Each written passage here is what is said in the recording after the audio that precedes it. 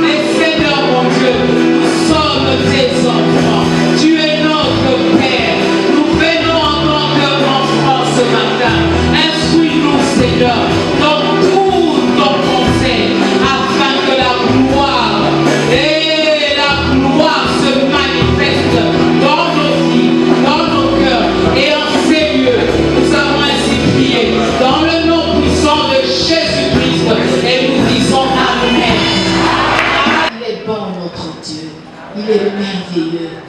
Alléluia. Shalom. Que le nom du Seigneur soit glorifié.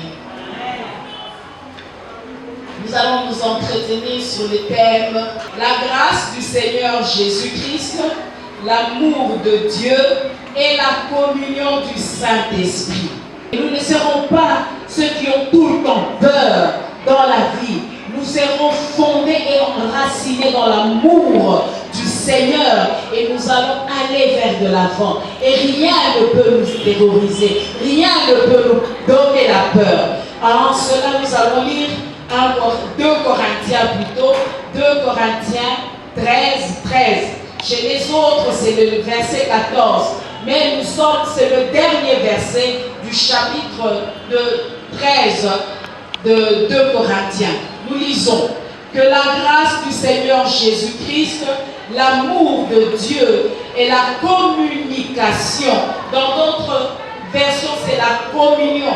Ici, lui seulement dit la communication, mais c'est dans le même sens. Lorsqu'on communique avec quelqu'un, on est en communion avec cette personne. Nous continuons notre lecture et la communication du Saint-Esprit soit avec vous tous. Amen. Nous lisons 2 Corinthiens 12 à partir du verset 7. 2 Corinthiens 12, 7 à 10. Et puis nous sautons pour lire le verset 12. C'est l'apôtre Paul qui parle toujours. L'apôtre Paul dit, et pour que là, il parle dans les versets précédents, il parle de comment le Seigneur l'a emmené jusqu'au ciel. Il dit, c'était dans mon corps, je le sais. C'était hors de mon corps, je le sais. Il parle de merveilles. Il a dit, il a entendu des choses qui ne sont pas données aux hommes d'entendre, des choses ineffables, des choses incompréhensibles. Alors maintenant, il est en train de dire au verset 7, nous lisons, il dit, et pour que je ne sois pas enflé d'orgueil, à cause de l'excellence de ces révélations, il m'a été mis une écharpe dans la chair, un ange de Satan pour me souffleter et m'empêcher de m'enorgueillir. Toutefois, j'ai prié le Seigneur de l'éloigner de moi. Il m'a dit, ma grâce te suffit. Amen. Alléluia, j'aime ça. Quand il dit sa grâce suffit à Paul, il dit, car ma puissance s'accomplit dans la faiblesse. Oh, gloire à Dieu. La puissance de Dieu s'accomplit dans votre faiblesse. Amen. Et l'apôtre Paul, quand il a compris cela, voici ce qu'il dit dans la suite. Il dit ceci, je me glorifierai donc bien plus volontiers de mes faiblesses, afin que la puissance de Christ repose sur moi. Alléluia. Lorsque vous vous battez dans vos problèmes, lorsque vous vous battez dans ce qui vous chagrine, oh, la puissance de Dieu ne peut pas se manifester. Mais lorsque vous dites, je suis faible, lorsque vous devenez faible, la puissance de Dieu vient. Parce que Dieu veut que toute la gloire soit pour lui et non pour l'homme. Lorsqu'on a encore la force de se battre, on ne voit pas la puissance de Dieu. Mais lorsqu'on s'humilie sur la puissance de Dieu et qu'on dit, Seigneur, je suis faible, viens à mon secours, c'est là que la puissance de Dieu se manifeste. Alléluia. Alléluia. C'est pourquoi je me plais dans les faiblesses. Alléluia. Plaisez-vous aussi lorsque vous êtes malade, parce que c'est là que viendra la puissance de Dieu. Alléluia. Dans les calamités, dans les outrages, dans les calamités, dans les persécutions, dans les détresses pour Christ. Car quand je suis faible, c'est alors que je suis fort. Oh, notre Dieu est merveilleux. Le verset 12. Les preuves de mon apostolat ont éclaté au milieu de vous par une patience à toute épreuve, par des prodiges, par des signes, des prodiges et des miracles. Oh, que le nom du Seigneur soit béni. Vous voyez les preuves de son apostolat. Il n'y a pas que des signes, des prodiges et des miracles. Il parle aussi de la patience à toute épreuve. Et dans la suite de temps, nous allons voir ces épreuves-là. Il était patient dans ces épreuves. Que le nom du Seigneur soit béni. Aujourd'hui, nous parlerons de l'introduction tout simplement. Et le dimanche prochain, nous parlerons de l'amour de Dieu, puis de la grâce du Seigneur Jésus. Et enfin, nous parlerons de la communion du Saint-Esprit. Pour mieux comprendre ce sujet, il est important d'examiner rapidement la vie de l'apôtre Paul, l'auteur du livre ou de l'épître aux Corinthiens, et de parler aussi de son ministère ou son apostolat. Alors vous allez comprendre pourquoi il a parlé de la grâce du Seigneur Jésus, l'amour de Dieu et de la communion du Saint-Esprit. Paul, un opposant farouche de l'évangile de Jésus-Christ, rencontre le Seigneur Jésus. Il change son cœur et lui donne l'ordre d'aller annoncer ce message, ce même évangile qu'il combattait. Il lui donne l'ordre d'aller l'apporter, mais cette fois-ci pas aux Juifs, mais aux non-Juifs. Oh, c'était une mission difficile, une mission très difficile. Les gens qui n'ont jamais entendu parler de Jésus-Christ et les gens qui ont leur Dieu et vous leur emmenez le Dieu Tout-Puissant. Et dans ces temps-là, il était considéré comme le Dieu d'Israël. Ce n'était pas une mission facile, mais Paul obéit, Paul part en mission. Il lui a fallu faire des longs voyages par bateau, parfois sous des tempêtes, empruntant de routes dangereuses pour accomplir sa mission, celle de porter la bonne nouvelle de l'évangile de Jésus-Christ. Il passait de mois, voire même des années, où il affermissait ceux qui gagnaient au Seigneur avant de les confier aux anciens, des hommes qu'il jugeait dignes de diriger les églises qu'il avait formées. Et lorsque Paul était absent, il se passait toujours un problème. Des faux prophètes et de faux apôtres qui, dans la majorité, étaient juifs, comme lui, ces hommes profitaient de son absence pour s'introduire dans les églises et pour dénigrer, raconter des mensonges sur l'apôtre Paul, le rabaisser. Ces gens, lorsqu'ils rentraient dans les églises, c'était pour les ravager. En plus, ils attaquaient la personne de Paul. Ce faux prophète, ces faux apôtres introduisaient également un message contraire à celui de Paul. En agissant ainsi, ils discréditaient l'autorité et l'apostolat de Paul. Ils devenaient des gens qui apportaient un message contraire à celui de Paul. Un message qui annulait le message de Paul. Quand ils entraient dans les églises, par exemple, ils apportaient le judaïsme. Ils disaient aux gens, il faut se faire circoncire. Si vous ne faites pas circoncire, vous ne pouvez pas entrer dans le royaume des cieux. Un message contraire à celui de Paul. Et lorsqu'ils venaient dans les églises, ils disaient des choses comme: vous n'êtes pas obligés de suivre tout ce que Paul vous dit de ce qui concerne la nouvelle naissance. Et il mettait aussi les juifs à part pour dire que le salut est pour les juifs et vous n'avez pas droit. Il mettait du désordre dans l'église. Et vous imaginez Paul, après avoir couru le danger avec des naufrages, avec des routes qui étaient dangereuses. Et Paul, lorsqu'il enseigne, il parle, tout ce qu'il a dit est balayé, tout ce qu'il a dit est amoindri par les faux prophètes. Et vous imaginez la douleur qu'avait Paul.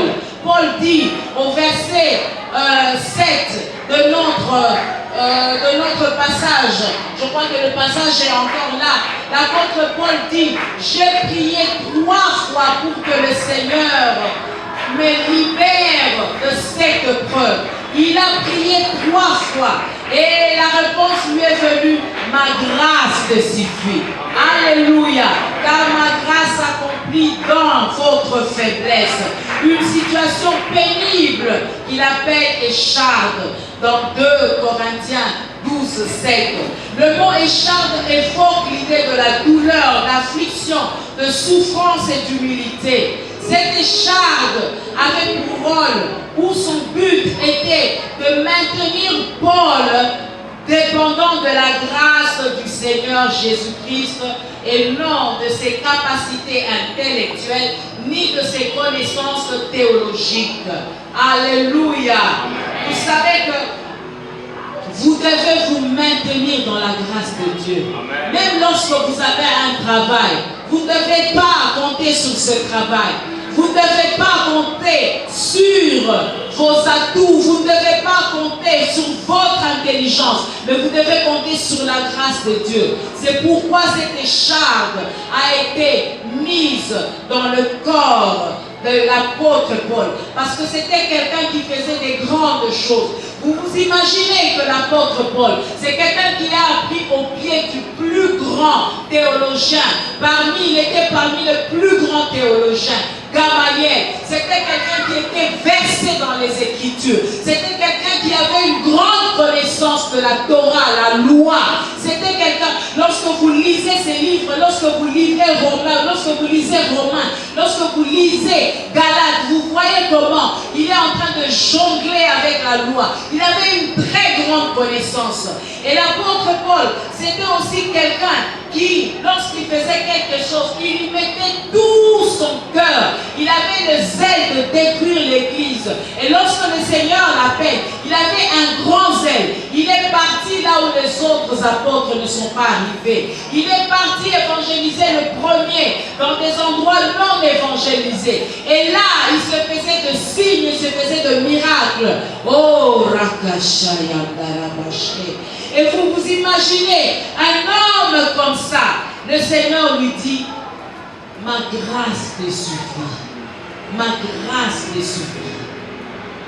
La plupart de gens disent que c'était parce qu'il avait une maladie. Non, l'écharde c'était ça. il évangélise, le faux prophète passe. Et le faux prophète donne un message contraire. Et il y avait dans l'église une partie qui croyait quand même au faux prophète. Et c'était une douleur pour l'apôtre Paul. Une vraie douleur pour l'apôtre Paul. Et en cela, le Seigneur lui dit, ma grâce s'accomplit dans tes faiblesses.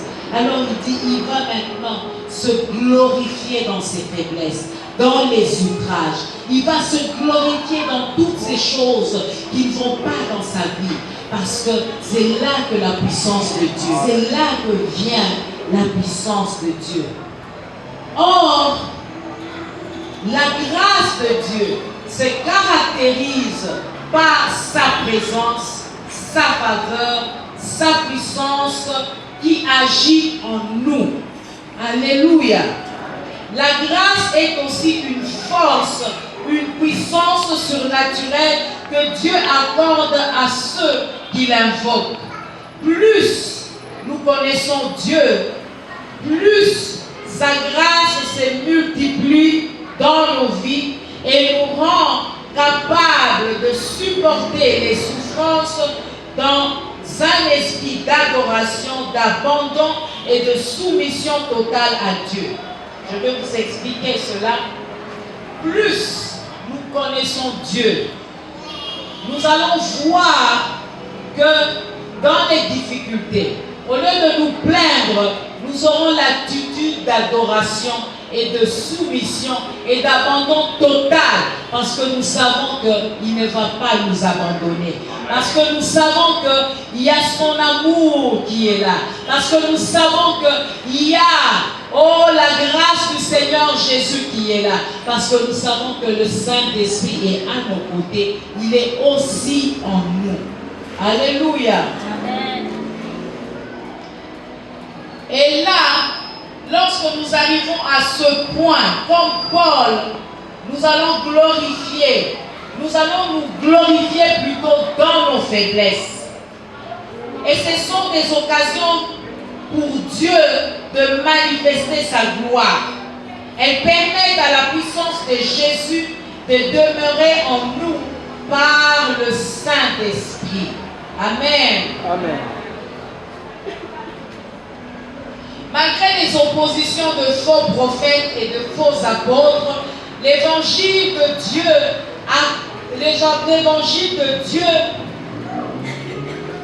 qu'il a confié à Paul a traversé des siècles pour nous parvenir. Vous voyez, Paul avait le souci de ces églises où les faux prophètes et les faux apôtres s'introduisaient. Et l'apôtre Paul se disait, mais tout ce que j'ai écrit, tout ce que je leur ai adressé, mais ça va se perdre parce qu'ils ne vont pas prendre cela en considération. Ils vont prendre en considération plutôt ce qu'on dit le faux prophète. Non, Paul, toi tu es là pour faire ton travail. C'est Dieu qui garde l'Église. Alléluia. Et vous voyez les écrits des apôtres, Paul est parvenu jusqu'à ce siècle. Pourquoi? Ce n'est pas Paul qui a gardé cela, c'est Dieu qui a gardé cela. Alléluia. Amen. Il ne devait pas s'inquiéter pour cela. Et nous aujourd'hui, nous ne devons pas nous inquiéter. Nous ne devons pas nous inquiéter parce que Dieu nous a envoyés. Dieu nous a donné le Saint-Esprit. Nous ne devons pas nous inquiéter dans nos problèmes parce qu'il est là. C'est lui qui nous garde. C'est lui qui nous donne la force. Ce n'est pas parce qu'on fait attention à ceci, on fait attention à cela que nous sommes en bonne santé. Mais c'est parce que Dieu veut que nous soyons en bonne santé. Merci. Parce que Dieu veut que nous soyons en bonne santé. Alléluia. C'est lui qui nous garde. C'est lui qui nous préserve de tout danger. Amen. Ce que Paul a vécu est similaire, conforme et représente en quelque sorte la vie du chrétien ou le parcours du chrétien. Je vais m'expliquer. Nous voyons d'un autre côté, dans la vie chrétienne, nous rencontrons fréquemment des situations qui sont contraires à notre enfants de Dieu, n'est-ce pas? Oui, c'est similaire à ce que Paul a rencontré. Et nous voyons aussi, de fois, ces situations défient la parole de Dieu dans nos vies. Ce qui fait que lorsque nous marchons avec le Seigneur, nous avons deux problèmes. Le premier problème, les situations.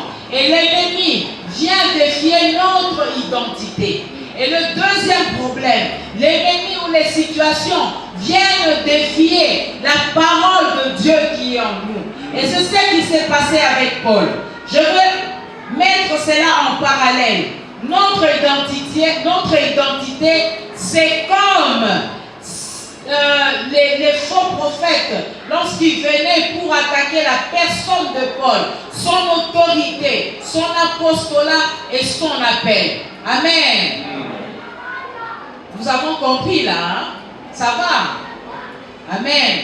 Et la parole de Dieu qui est attaquée chez nous, nous voyons le message de Paul qui est attaqué. Son message c'était quoi? La parole de Dieu. Par exemple, lorsque le Seigneur dit, par ce meurtrissure, vous avez déjà, il a déjà accompli, vous avez déjà été guéri. Et vous sentez malade, vous avez quelque part quelque chose qui ne va pas dans votre corps. Que faire?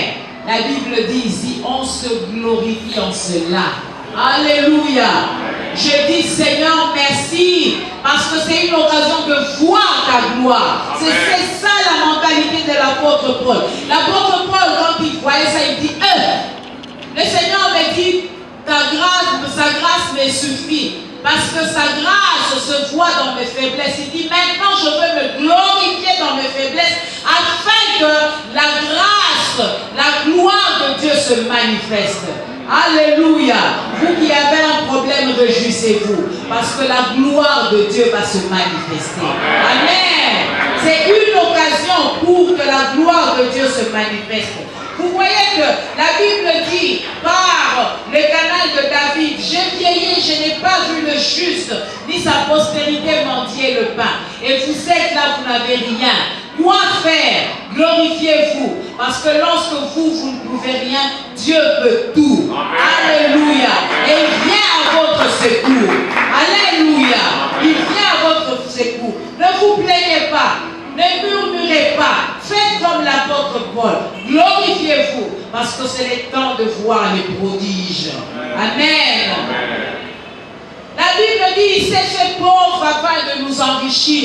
Mais dans ta vie, tu vois ni la richesse matérielle, ni la richesse spirituelle. Que faire? Tu te glorifies. Seigneur, je ne vois pas cela. Seigneur, je sais que c'est le temps où tu vas te manifester. Parce que je suis riche en Jésus-Christ. Alléluia.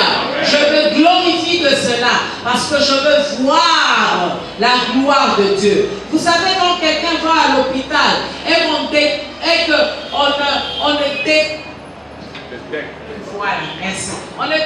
détecte pas la maladie, la personne est vraiment abattue.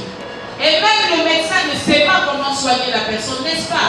Mais lorsque la personne va à l'hôpital, on lui dit que tu souffres de telle maladie. La personne, bien qu'affectée, rentre quand même joyeux. Parce qu'il sait que je sais maintenant c'est telle maladie. Et même le médecin sait quoi lui donner comme médicament. C'est comme nous les enfants de Dieu. Lorsque nous détectons, nous savons qu'il y a ceci qui ne va pas. Nous savons que la parole de Dieu dit quelque chose pour que nous ayons cette chose-là. Par exemple, on n'a pas la paix, mais on sait que le Seigneur, dans sa parole, dit que le châtiment qui nous donne la paix est tombé sur lui.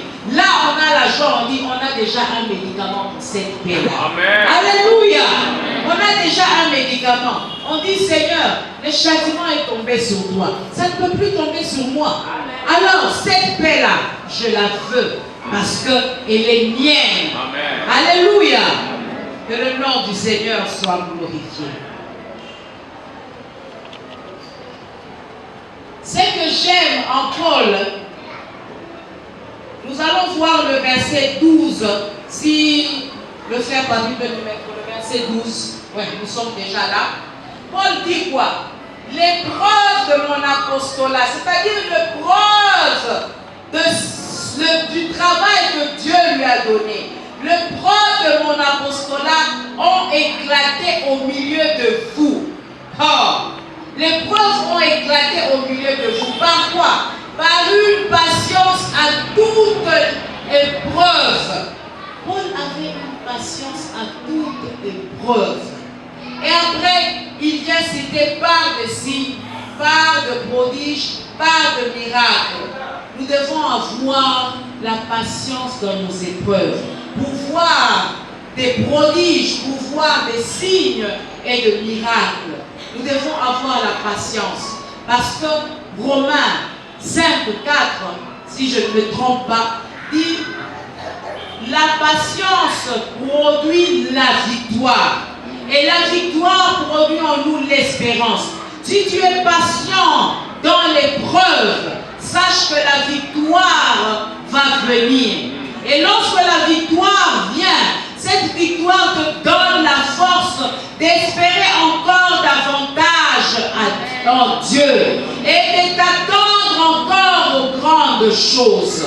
Mais quelqu'un qui n'a pas été patient dans les épreuves sera toujours tourmenté, sera toujours dans la tristesse. Et c'est pourquoi l'apôtre Paul nous dit ici que parmi les preuves de son apostolat qui ont éclaté aux yeux de tous, il cite la patience dans l'épreuve.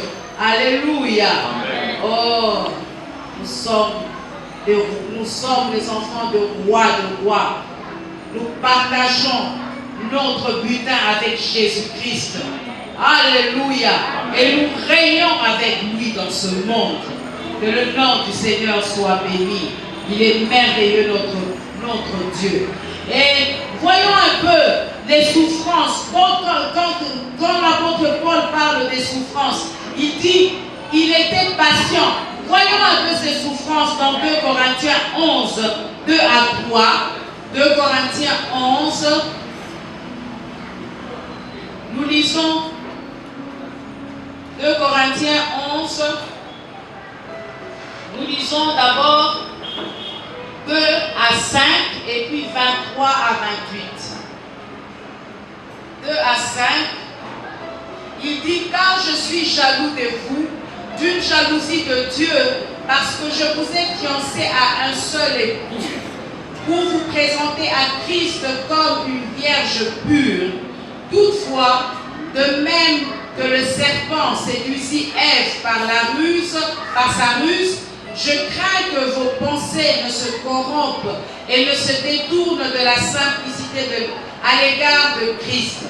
Car si quelqu'un vient vous prêcher un autre Jésus que celui que nous avons prêché, ou si vous recevez un autre esprit que celui que vous avez reçu, ou un autre évangile que celui que vous avez embrassé, vous le supportez fort bien.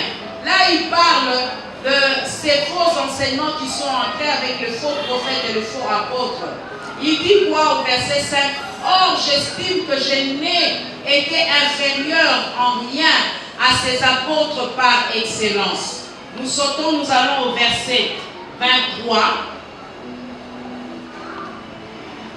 Au verset 23, nous lisons: sont-ils ministres? Il parle des autres apôtres. Sont-ils ministres de Christ?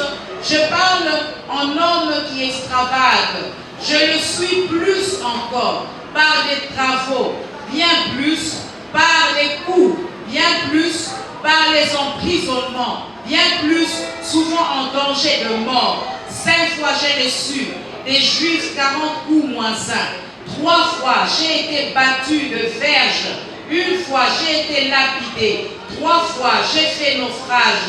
J'ai passé un jour et une nuit dans l'abîme.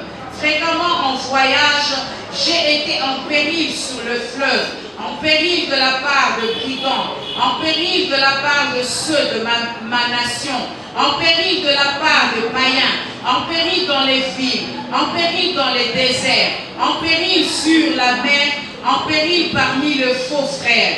J'ai été dans les travaux et dans la peine, exposés à de nombreuses veilles, à la faim et à la soif, à des jeûnes multipliés, au froid et à la nudité.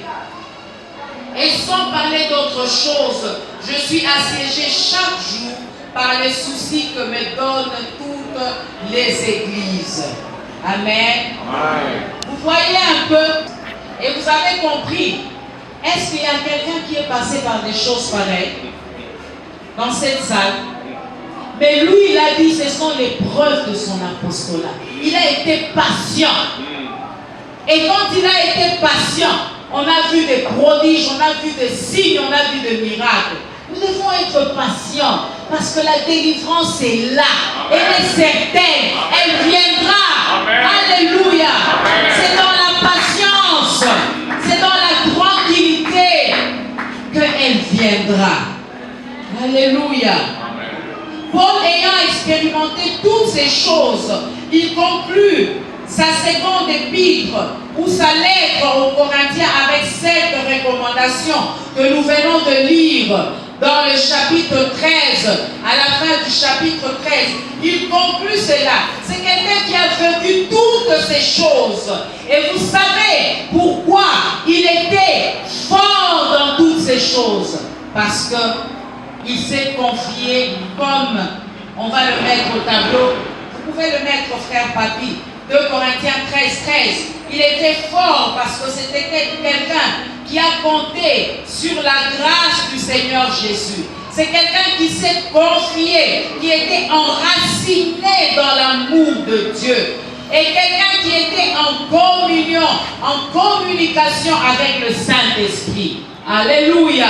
Ce sont ces trois choses qui vont nous aider à rester dans la vie, à rester ferme dans la vie. Oh, que le nom du Seigneur soit glorifié. Ce verset est l'un des versets de la Bible qui démontre ou qui prouve à suffisance la Trinité, le mystère de la Trinité comme on le dit. C'est-à-dire Dieu le Père, Dieu le Fils et Dieu le Saint-Esprit. Et qui forment une seule entité. Il n'y a pas trois dieux. Il y a un seul, il y a un Dieu, un seul Dieu. Mais il y a trois personnes en Dieu. Dieu le Père, Dieu le Fils et Dieu le Saint-Esprit. Il y a trois personnes qui ne sont qu'une seule personne. Mais c'est un mystère. Mais je peux vous expliquer, je crois qu'à la fin, vous allez comprendre un tout petit peu. Mais ils agissent d'une manière différente. Lisons un peu Hébreux 9. Nous allons comprendre comment ils agissent. Hébreux 9, le verset 13 à 14. C'est le verset 14 qui nous intéresse. Mais nous commençons au verset 13 pour une bonne compréhension. Le sang de taureau et de bouc et la cendre d'une vache répandue sur ceux qui sont souillés sanctifie et procure la pureté de la chair. Voilà le verset qui nous intéresse, c'est le verset 14. Combien plus le sang de Christ qui, par un esprit éternel, s'est offert lui-même sans tâche à Dieu, purifiera-t-il votre conscience des œuvres mortes, afin que vous serviez le Dieu vivant. Alléluia. Amen. Si nous lisons attentivement, nous voyons d'abord Jésus-Christ avec son sang. Nous sommes d'accord? Amen. Jésus-Christ avec son sang. Et il offre son sang par un esprit éternel. C'est le Saint-Esprit. Jésus avait offert son sang par le Saint-Esprit à Dieu. Vous comprenez? Alléluia. Amen. Il a offert son sang par le Saint-Esprit à Dieu. Pour dire que c'est le Saint-Esprit qui l'a aidé à offrir son sang. Et si le Saint-Esprit a aidé Jésus à offrir son sang, vous vous imaginez? Pensez, lorsque Jésus-Christ grandissait, il n'avait pas commencé son ministère, n'est-ce pas? Quand est-ce qu'il a commencé son ministère? Quand l'Esprit est descendu sur lui. Alors il a commencé le ministère. Il ne pouvait pas commencer le ministère sans l'Esprit. Le Saint-Esprit est venu en lui, il a commencé le ministère. Et là, il a offert son sang par l'Esprit éternel, qui est le Saint-Esprit. Son sang sans tache, il a offert à qui? À Dieu. Il y a les trois personnes. Et je veux vous dire comment il fonctionne. Amen. Amen. Nous voyons là, nous recevons du Père par le Fils, selon le Saint-Esprit. Tout ce que nous recevons, nous le recevons par le Fils, selon le Saint-Esprit. C'est pourquoi Jésus pouvait dire, je suis le chemin qui mène au Père. Il dit, sans moi, nul ne peut aller au Père. Amen. Parce que tout ce que nous recevons, c'est par Jésus. Et il nous recommande de prier au nom de Jésus. Lorsque nous nous présentons devant Dieu, nous nous présentons au nom de Jésus. C'est par Jésus-Christ que nous pouvons aller au Père, selon le Saint-Esprit. Alléluia. C'est le Saint-Esprit qui nous dit comment nous devons y aller. Alléluia.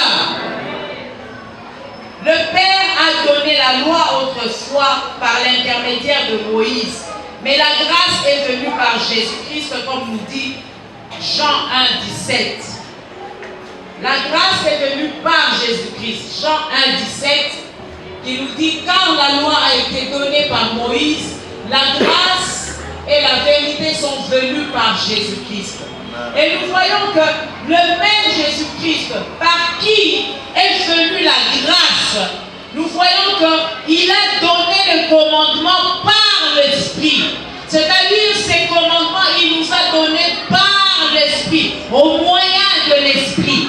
Voyons cela dans Acte 1, 2, frère Papi, Acte 1, 2, qui nous dit, jusqu'au jour où il fut enlevé au ciel, après avoir donné ses ordres par le Saint-Esprit aux apôtres qu'il avait choisis. Il a donné des ordres par le Saint-Esprit. Ce sont des commandements qu'il a donnés par le Saint-Esprit. En cela, comme dit souvent notre pasteur, il dit le Père, c'est Dieu pour nous. C'est très compliqué, hein? Alléluia. Amen. C'est compliqué, n'est-ce pas? Non, c'est... Ça va? C'est favorable. Non, je pense que ça ne va pas. C'est favorable. Voilà, on progresse. Vous allez comprendre. Je disais non, donc le Père, c'est Dieu pour nous. Le Fils, c'est Dieu avec nous, Emmanuel. Amen. Amen. Et nous voyons Jésus lorsqu'il se promenait avec les disciples. Il ne pouvait pas être partout à la fois. Lorsqu'on lui disait, Maître, viens dans ma maison, mon enfant est malade, il allait. C'est Dieu avec nous. Le Saint-Esprit, c'est Dieu en nous. Amen. Nous allons voir cela. Aujourd'hui, c'est juste l'introduction. Lorsque nous allons parler du Père, lorsque nous allons parler du Fils, ça va plus vous éclaircir lorsque nous allons parler. Et le Saint-Esprit, c'est Dieu en nous. Dieu, le frère Papi, tu peux mettre ça. Vous allez comprendre un peu plus. Nous disons que Dieu est l'opérateur. Dieu est l'opérateur. C'est celui l'initiateur. Ça, c'est Dieu le Père. Celui qui crée l'action. Et celui qui prend la décision, c'est Dieu le Père. Nous sommes d'accord? Amen. Et Jésus est l'administrateur. Celui qui gère les affaires et qui applique l'opération, qui décide de l'opération. C'est pourquoi lorsqu'il était perdu, quand ses parents l'ont oublié au temple, il partait déjà et puis en cours de chemin, ils se sont rendus compte que Jésus n'était pas avec lui, Marie et Joseph. Ils sont revenus, ils l'ont trouvé parmi les grands du temple, parmi les enseignants du temple.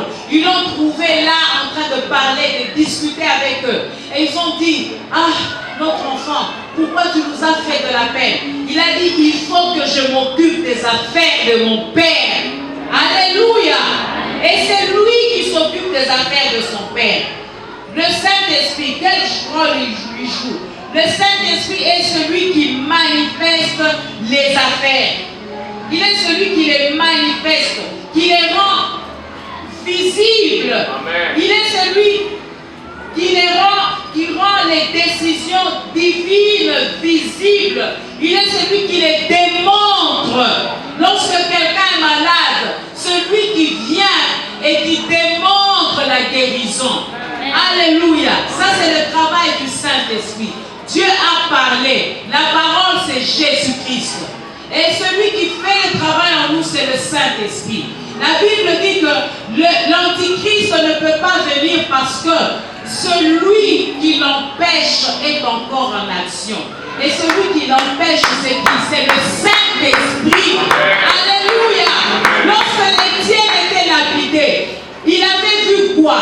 Il avait vu Dieu le Père sur le trône et Jésus-Christ à sa droite. Amen. Nous allons voir cela quand nous parlerons du Père. Aujourd'hui, c'est juste l'introduction. Et il avait vu le deux là. Jésus-Christ, il est au ciel. Il est notre avocat. Le Père n'a jamais quitté le trône. Amen. Il est toujours là. Et maintenant, Étienne les a vus là. Où était le Saint-Esprit? Alléluia. Le Saint-Esprit était dans Étienne. Amen. Et c'est le Saint-Esprit qui lui a donné la force d'être lapidé et de supporter les pierres sur lui. Amen. Alléluia. Amen. La Bible dit qu'il avait vu la gloire de Dieu. Il avait vu la gloire de Dieu. C'est le Saint-Esprit qui est Dieu en nous. Alléluia. Amen. Ce que je viens de dire se voit distinctement lors de la création. Genèse 1, 1 à 3, nous lisons. Genèse 1, 1 à 3. La Bible dit, au commencement, Dieu créa les cieux et la terre. La terre était informe et vide. Il y avait de ténèbres à la surface de l'abîme et l'Esprit de Dieu se mouvait au-dessus des eaux. Dieu dit que la lumière soit et la lumière fut. Je vais vous expliquer. Lorsque Dieu avait créé le monde et quand Satan est tombé, il y a eu un chaos. Quand Satan est tombé, il y a eu un chaos. C'est pourquoi la Bible dit au premier verset, Dieu créa les cieux et la terre. Et puis le deuxième verset, il est dit que la terre était informe et vide. Dans d'autres Bibles, on dit la terre devint informe et vide. Et qu'est-ce que nous voyons? Nous voyons le Saint-Esprit qui se mouvait au-dessus des eaux. Pourquoi le Saint-Esprit se mouvait là? Parce qu'il attendait que le Père parle pour que lui se mette en action. Alléluia. Et quand le Père parle que la lumière soit, sa parole là c'est Jésus-Christ. Alléluia. La parole qui sort de la bouche de Dieu c'est Jésus-Christ. Vous êtes d'accord? La Bible dit qu'il est la parole. Et nous voyons les trois en action. Le Père parle et cette parole arrive et le Saint-Esprit se met en action. Amen. Amen. Oh, nous sommes des gens merveilleux. Alléluia. Nous avons le Père qui est pour nous. Nous avons le Fils qui est avec nous. Nous avons le Saint-Esprit qui est en nous. Alléluia. Alléluia. Oh, tu es merveilleux, notre Dieu. Tu es merveilleux. Nous disons à la création, le Saint-Esprit se mouvait au-dessus du chaos. Il attendait les ordres venant de Dieu, c'est-à-dire la parole puissante prononcée par Dieu, le Père. Et la parole, c'est Jésus-Christ, comme je viens de le dire. Et il y a une chose, le Saint-Esprit était là. Le Saint-Esprit connaissait la volonté du Père, n'est-ce pas? Il connaissait la volonté du Père. Même Jésus connaît la volonté du Père. Mais le Saint-Esprit attendait. Il attendait quoi? Il attendait que le Père puisse prononcer la parole. Il attendait que l'administrateur soit d'accord, qui est la parole, pour que lui se mette en action. Aujourd'hui, je veux te dire, pour ta situation, Dieu a déjà prononcé la parole. Amen. Alléluia. Dieu a déjà prononcé ta parole en Jésus-Christ. Et nous allons voir ce terme lorsque nous allons parler de Jésus. Qu'est-ce que cela veut dire en Jésus-Christ? Nous sommes en Jésus-Christ. Alléluia. Pour voir cela, nous pouvons lire 2 Corinthiens 1. 2 Corinthiens 1, 19, 20. Il attend, le Saint-Esprit est là ce matin. Il attend. Alléluia. 2 Corinthiens 1, 19 à 20 nous dit, car le Fils de Dieu, Jésus-Christ, qui a été prêché par nous, c'est encore l'apôtre Paul qui parle, au milieu de vous, par moi et par Sylvain et par Timothée, n'a pas été oui et non, mais c'est oui qui a été en lui. Car pour ce qui concerne toutes, on n'a pas dit les promesses seulement, toutes sans exception, pour ce qui concerne toutes les promesses de Dieu, c'est en lui qu'est le oui, en Jésus-Christ. C'est pourquoi encore l'Amen par lui est prononcé par nous à la gloire de Dieu le Père. Nous devons prononcer l'Amen par Jésus-Christ. Alléluia. Et ce matin, Dieu attend ton Amen pour que ta situation change. Alléluia. Il attend ton Amen. Le Saint-Esprit est là.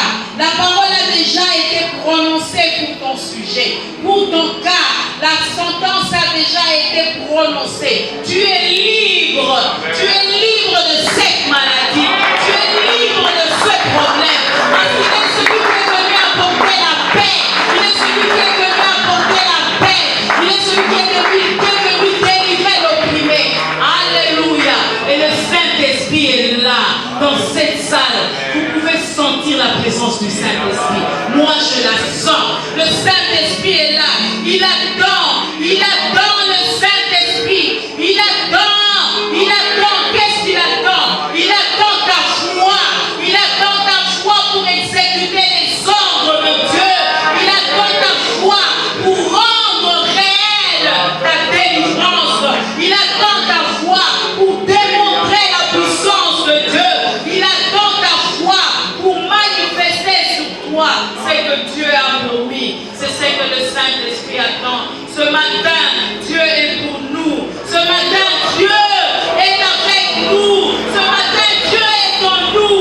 Jésus-Christ est là pour tout ce qui est fatigué et chargé. Venez à moi et je vous donnerai du repos. Oh, ce matin, il désire te donner le repos. Il désire te donner le repos. Et le Saint-Esprit est là. Il est en train de se mouvoir. Il attend ta foi ce matin. Il attend ta foi afin qu'il puisse agir. Oh, la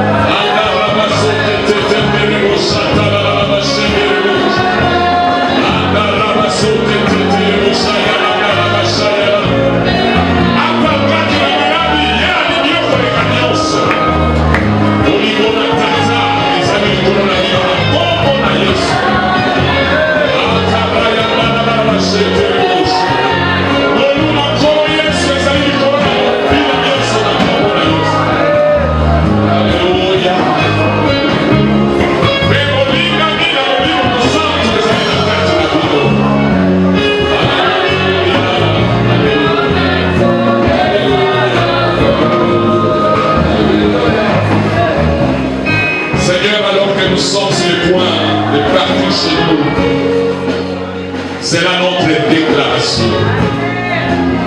Tu nous aimes d'un excès d'amour. Ton amour est un amour qui n'a pas de conditions. Ton amour est un amour qui ne finit pas. Ton amour est un amour qui ne manque pas. Alléluia. Un amour infaillible. Là où les autres peuvent nous décevoir, toi tu ne pourras jamais nous décevoir.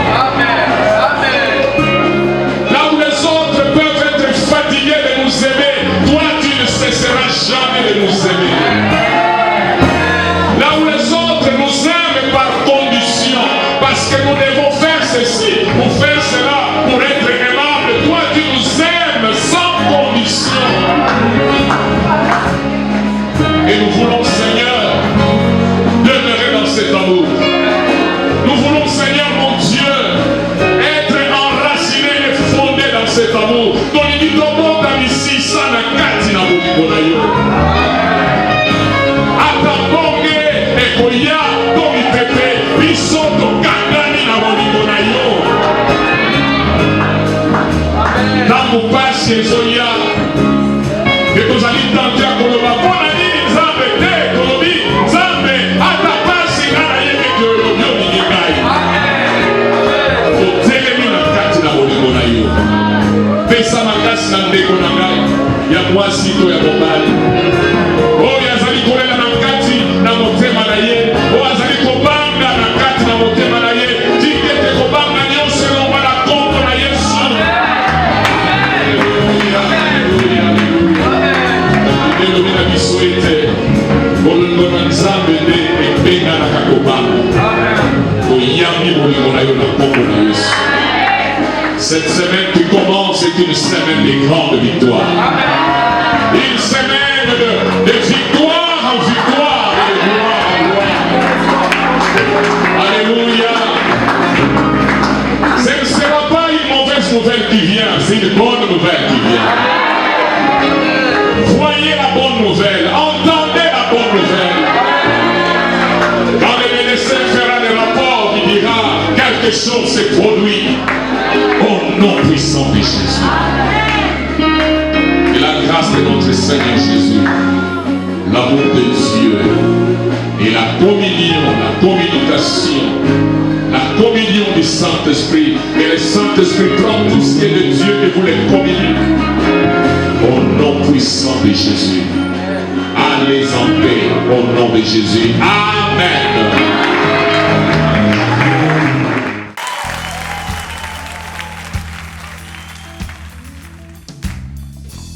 Je célébrerai l'Éternel en tout temps. Je bénirai l'Éternel.